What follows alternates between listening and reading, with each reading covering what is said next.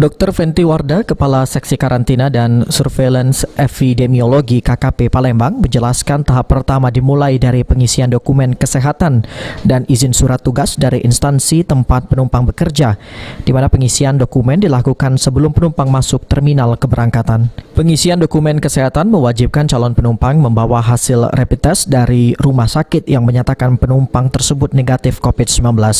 Sebelum masuk ruang check-in, para penumpang terlebih dahulu diukur suhu tubuh. Berikutnya, petugas KKP melakukan saturasi oksigen atau mengukur kadar kemampuan pernapasan penumpang menggunakan alat khusus, di mana jika saturasi oksigen kurang dari 90%, maka tidak diizinkan terbang. Sebelum dinyatakan layak terbang, KKP akan melengkapi penumpang dengan kartu kewaspadaan elektronik yang dapat dipantau selama penerbangan dan saat masuk ke wilayah tujuan.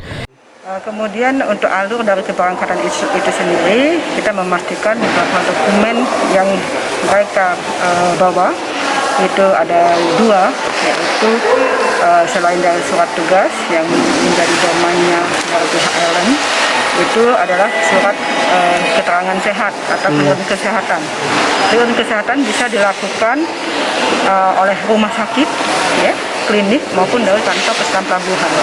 Dan dari rumah sakit dan dari klinik akan dilakukan klarifikasi di kita di pintu masuk untuk dipastikan apakah sudah dalam Ade Sunandar, PAL TV.